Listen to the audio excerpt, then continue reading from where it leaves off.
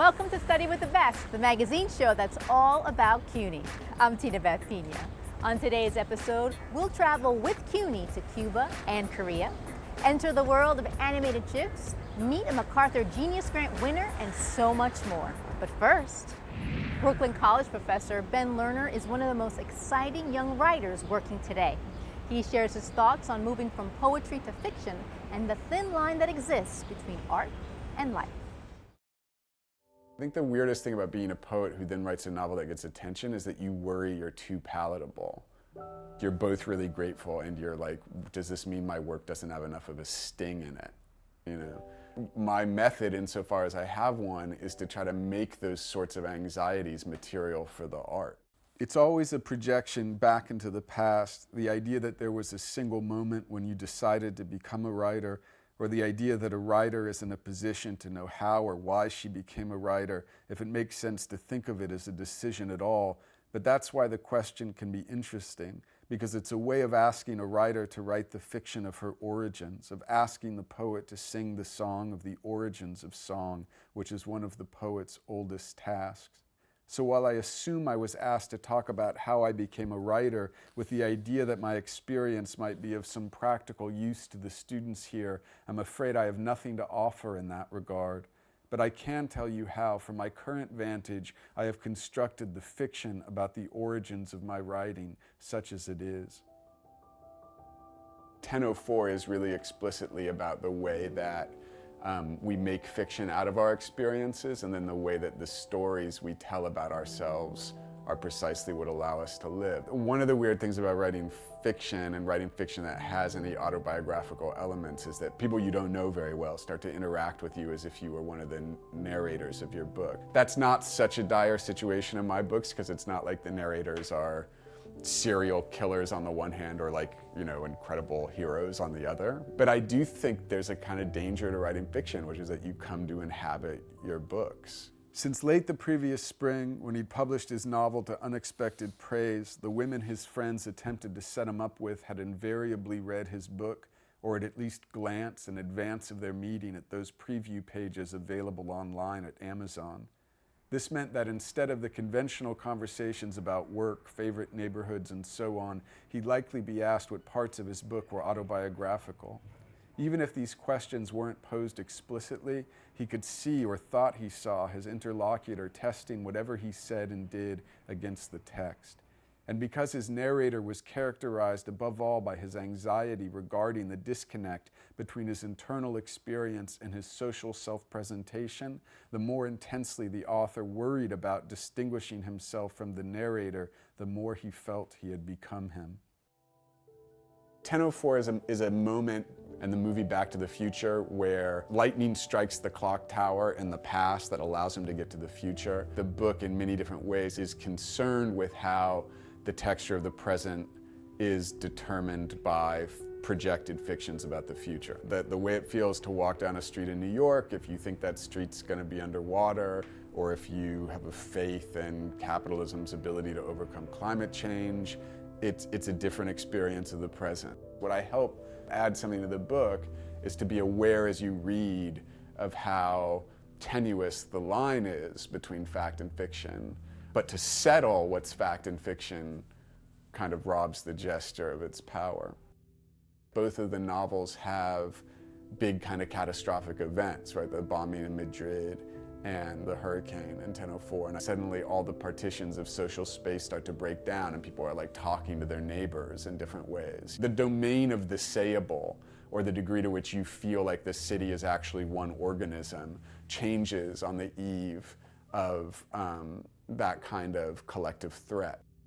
We love to hate poetry, and more people do hate it or react to it than can agree what it actually means. And so the hatred of poetry, the monograph, is kind of about how poetry is an art that's hated from without and within. Poetry is a word for a linguistic object that could somehow reconcile the individual and the social, that could mourn a horrible loss and somehow repair it, that could make us one people or whatever. And so poetry is a word for a set of demands that a poem can never realize. How do you strategically disappoint those expectations? I really get a lot out of teaching. I get a lot out of teaching at Brooklyn College. The undergraduate community has like all the diversity and intelligence of Brooklyn. I mean, I had 7 language groups in my last undergraduate writing class. I don't go to the class with like authority about what poetry is or should be. I go to the class grateful for getting to see all the diverse understandings of language kind of show up in the echo chamber of a classroom. I mean, look, like if you're a writer and your job is basically trying to deepen your relationship to your own language, getting to talk to a lot of interesting people about their relationship to language and see what happens when you expose different kinds of writing to a kind of like community of intelligences is very useful for me. That's the miracle of writing, is that you get to say you in a book or a poem and you're addressing your brother if that was who was in your mind, but you're also addressing anybody who wants to participate in that pronoun through the weird practice of reading. Whenever I open my mouth, I'm not sure what's coming out of it, but no, it's all pretty much the truth, I think. Animated GIFs have been around for a while, but have really gotten popular in the last few years on social and mainstream media. In fact, art galleries and museums have taken notice and have embraced them as a whole new art form. Michael Branson Smith of York College shows us why. I can't stop this feeling deep inside of me. The dancing baby is one of the really early known GIFs. It became such a meme, it showed up on a show called Ally McBeal. That's the 90s, that's the 90s GIF. This is a piece that I've been working on where this is a daguerreotype of a woman with a guitar, and I've been modeling her after this character from Archie Comics, Reggie, and so she's kind of playing the guitar, and I'm going to turn Reggie off so you can just see her, and she's kind of playing.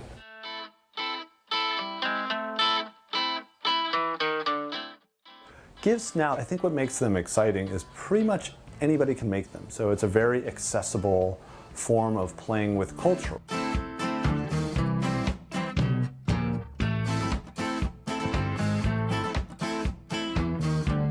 I think the way that we think of it now is just this way of reliving moments. So when, say, Jim Harbaugh goes crazy on the sideline of the San Francisco 49ers, we can show him have a temper tantrum over and over and over again. So it's this way of sharing a portion of culture, like over and over and over again. Ah, that's so funny, like Jim Harbaugh. Or when I think there's particular phenomena, so when people play with how in certain cultures, like a certain type of look, like the side eye, which is known in, say, black culture, right? And so how it's used to say, you don't understand, right? Like a reaction GIF. Like I can take a moment from a piece of culture, whether it's a TV show or celebrity or sports figure, or sometimes even just a piece of home video, and some form of emotional expression or action becomes something that someone can substitute for their own.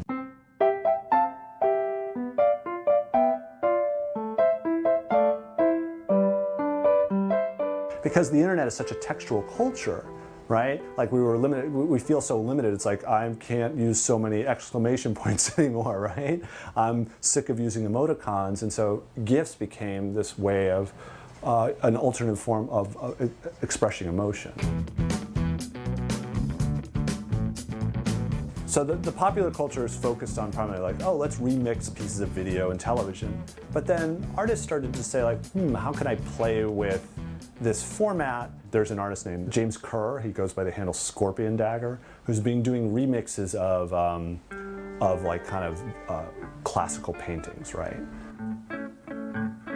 But he's making all these really Victorian-styled characters in these paintings look, as he described them, like hosers, like they're just kind of making fun of them. It's like this, you know, turning everything is not so sacred.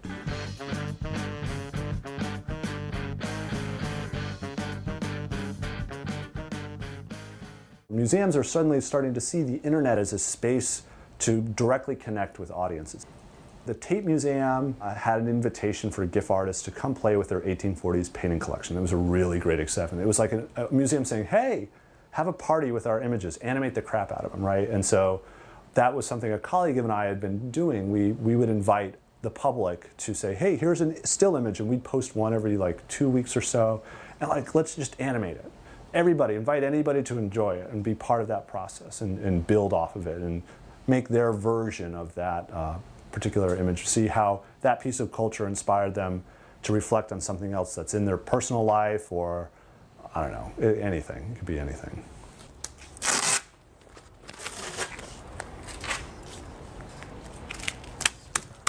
This is a project I worked on with students a year ago, I think now, where I was inspired by a friend who made these animated GIFs of basically pixels, like, you know, animations of random pixels.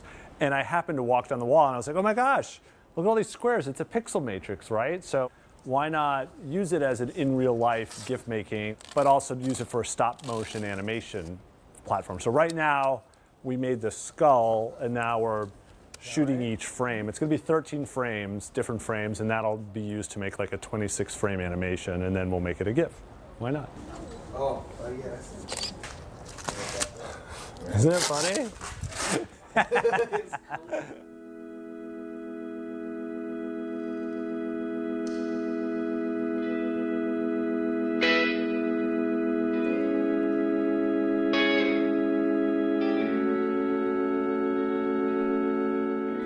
One of the things you have to be okay with is no one knows you made them. It's like someone says, look at all these movie posters that people animated. And I was like, wow, those are mine. And I was like, no one else bought them, because they're fairly unique. And you're like, that's kind of cool, but it's so, you're like, it's okay. I actually don't care. Because I can point to it, and I would reach out to people via social media that wrote culture blog posts and stuff, and that's fine. And they're like, oh, those are awesome, thanks. And it moves on. Some of it's just simply internet ephemera, and you can see it that way, and I love that too. I make simple little reaction GIFs and just throw them out there and hope people use them. But other times you try to do something more complex like this. And you know, people latch onto it, at least the effort, you know, and the focused effort. And I think that's craftsmanship and artwork and artistry in a lot of different ways.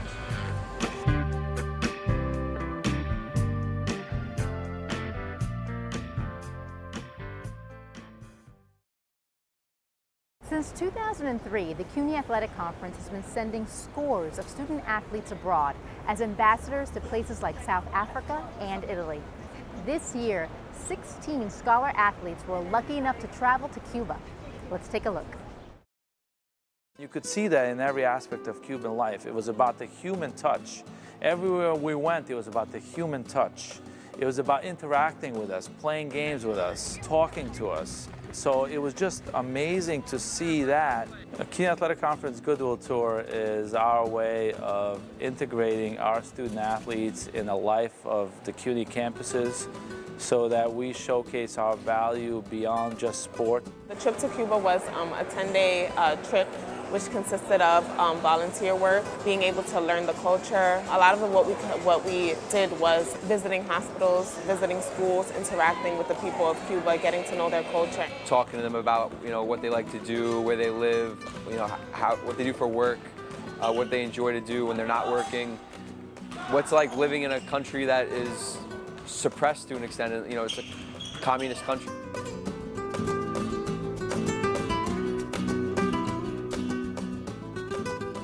One day we went to Old Havana, we went out on the street and we started playing volleyball, and people came in and were playing with us. That was really cool because we didn't do it to make people come to us, but they just came to us and we make friends basically.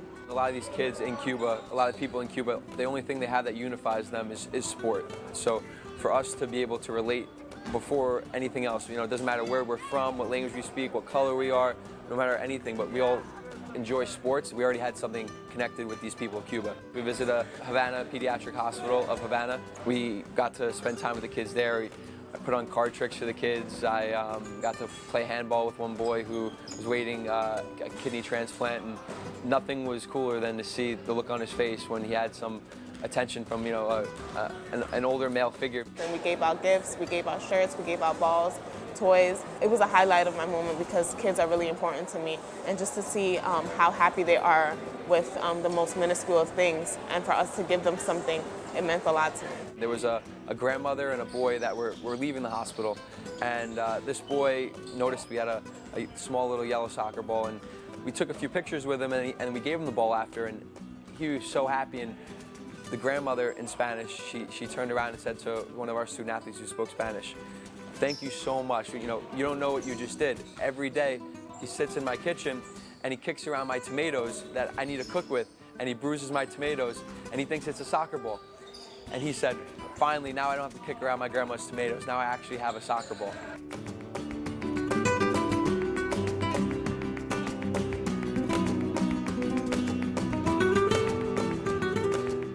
Each and every day they showed why we are proud of who they are, why I'm proud to be working in CUNY, why I feel so good about the kids that were picked and the ones that were on the trip with us, because every day in their own way they showed their willingness to do more, their willingness to give back, their willingness to work with each other and adapt in a tough environment. I play against people that went to the trip, and it's just like we clicked the first day. Even on the airport, JFK, we clicked right away. And it's just like awesome. I would have never thought that I was gonna be like that with them, because we play against each other. It's just like, you know, when you play against somebody, you don't like them sometimes, and then you come to this trip and you're a friend. It was an honor to be nominated for this trip, no matter where we were going, but the fact that we were going to Cuba and being one of the first groups to go to Cuba and represent New York, CUNY, America, it was an honor to show these Cuban people who we are and what we do. I feel like we made history, and it's something that is going to carry on from years on out, and I feel like everybody should have the opportunity to at least take a trip there one time in their lifetime and be able to see what we saw. I think it speaks to the involvement of what we're trying to do, not just showcase ourselves to our own population, but also show that CUNY is evolving and becoming a university that more and more so our students can be proud of to have represented and continue to represent. Forward to doing it again real soon, live from Havana, Cuba, on CUNY TV. Later. When you think of South Korea, several things come to mind. Maybe Gangnam Style, Samsung, or kimchi, to name a few.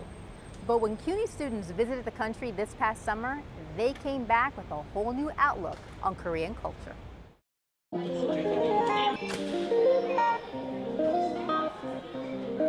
you excited to go to Korea? Of course, 당연하지. These Brooklyn College students took part in the Study Abroad program in Korea. For 3 weeks, they not only explored the diversity of South Korea, but also created a story about their experience. This program is a study abroad program that allows students to get hands-on learning experience of Korea's culture while reinforcing the importance of media production. Unlike a traditional classroom setting, students are able to create their own media project based on their own studies and experience. Our group project was about how Black culture and hip-hop music is like portrayed in Korea, and why do they love it? Do they know where it comes from? And we ended up talking with like underground Korean rappers and what speaks to them about hip hop, like why do they choose that medium to tell their own stories. I think we literally had a week to film all the stuff and then edit it and make sure it's done by the end of the trip. It's intense, but I think it was fun. Yeah. We had fun and we got to document them and then make your own project, so I thought it was really fun. So just the fact that we could do topics that we cared about just made it better. It made you want to like work harder. No, and the intensity of the hard working part, like you got to build relationships with people, and it was fun because you got to meet Korean students too, and then you get to work with them and they edit with you and they give you suggestions and stuff. This program is cooperating with Dongguk University. Students will meet 12 Korean students. So while they are making documentary, this Korean student will provide all the access and the content information for American students. They can use Dongguk University facility, library for their research, computer lab to edit, check all the footage. It was so helpful, especially because we didn't have much time. The fact that they were much faster at it and they knew exactly what I needed, And I think that's why we produced such a good film. The film is very successful. When I came back, I immediately started to put it into film festivals. It's in the ACT Film Festival, Inglewood Film Festival, Asians on Film Festival. People have been responding really well to it, so it makes me very happy. While in South Korea, students traveled from dynamic modern cities to ancient historical sites, and were even invited to see K-pop singers on stage and behind the scenes. K-pop groups come up and then they broadcast it. Huge TV crew videotaping, and so we get to see all of the parts that they do. To just seeing the live audience's reaction. And them having like their signs like, I love Sistar. That was also interesting to see, just see how Koreans love their K-pop stars and how dedicated they are to their K-pop stars. Not only we seeing their production, we are also visiting control room, and then we can see how these types of Korean program has been developed. Korean cuisine was also on the menu during the trip. Surprisingly, it wasn't the kimchi or the bibimbap that students enjoyed the most. Fried chicken. Fried chicken is so embedded into Korean culture. Like, they have so many different styles of fried chicken. It's very different from what Americans would see as fried chicken. I like kimbap because it has, like, there are a lot of ingredients that you can put inside of it. Every time you eat it, it's like it's a different kind of food. The live octopus was one of my favorite too. Oh yeah. Because it was such an interesting experience to me. I've never had a live octopus. But you know what was so weird? It was like still moving. Yeah, I know the texture and like how it suctions to your tongue and your cheeks and whatever, and it was fun, but like it was really, really good. The adventures these students had and the friendships they gained during the program definitely made it into an experience of a lifetime. My favorite part of the trip was actually meeting actual Koreans and forming friendships with them, because I still talk to all the Korean students we worked with, and we Kakao them. For people who don't know what Kakao is, it's basically an app that Koreans talk to each other on, and we update each other on what's going on in each other's lives, and we say how much we miss each other. Just having like strong relationships with Koreans was the best part for me. I would also include getting to know and befriending everybody on the trip that's going to study abroad with us. It's such an important thing to go somewhere else and learn something different. How awesome is it to basically go somewhere you've never been and get to know some people that are like halfway across the world? I would have never gone to Korea if it wasn't for study abroad, because even though I really like Korea, I learned the language, I watched the movies, to get on a plane, 14 hours, go to another country, no way, I wouldn't do that. So it was really fun, and I think that's the whole trip itself was my favorite part of the trip. New Yorkers know that if you live here long enough, you're going to see every kind of human from every corner of the earth. Maybe even a self-described mountain nymph fairy goth, of which Barry Mitchell is neither.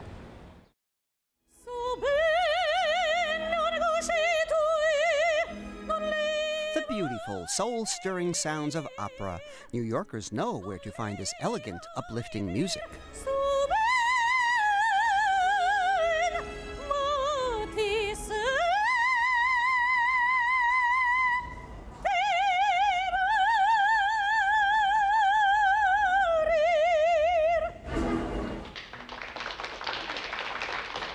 I find it very liberating to perform in the subway when people aren't paying attention, because nobody expects anything and people are pleasantly surprised. Meet singer-songwriter Samantha Margulies, aka Samantha Echo. I decided on the stage name Samantha Echo a few years ago. I express a lot of the themes that come from the Echo and Narcissus myth, but it also represents what I express in my songs, which is the pain of unrequited love. But here Samantha's opera stylings are her calling card.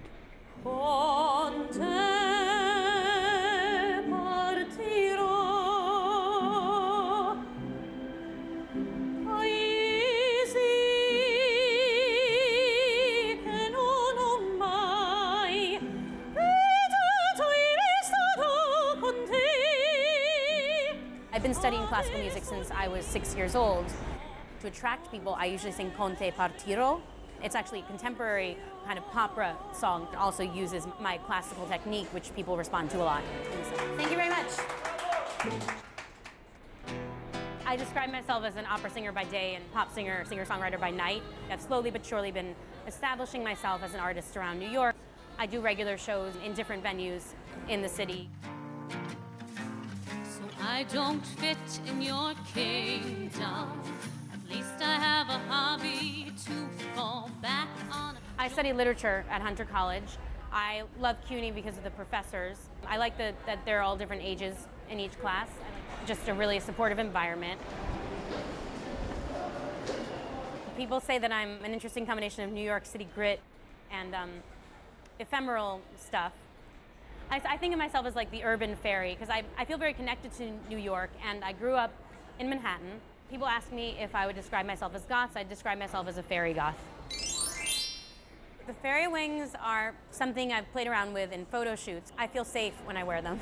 I feel like I'm connected with my inner child. I recorded a music video, which is out online on my website, SamanthaEcho.com. It's about loneliness as it's expressed in everything being on social media and everyone having a public, personal life. Show me your Facebook page. I wanna hurt myself. Show me your everything. And it relates to my Echo and Narcissus theme because it's been proven that Facebook makes us more narcissistic if we post every little thing about ourselves. Show me your Facebook page. Show me how love is made. Show me how far you came. I'm kind of like the every woman in it who's expressing what it feels like to just be lonely and be looking at everyone else's wonderful life online. And speaking of an online life, I work at Funkadelic Studios. I have an internship there as a social media promoter. I promote different events in the studio, and I also coordinate the under 21 open mics. And as benefits from working there, I'm able to record my first EP at the studio. I want to be a recording artist and hopefully get signed to a label within the next few years.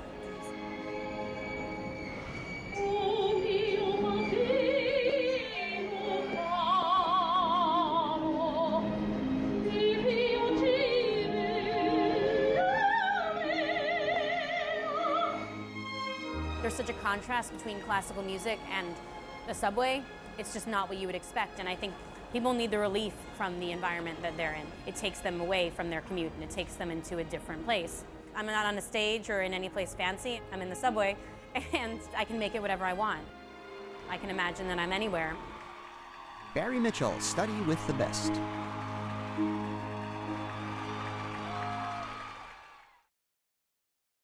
That's our show for today. For more information on any of our stories, log onto our website at cuny.tv or check out our Study with the Best Facebook page. Thanks for watching. See you next time. Bye.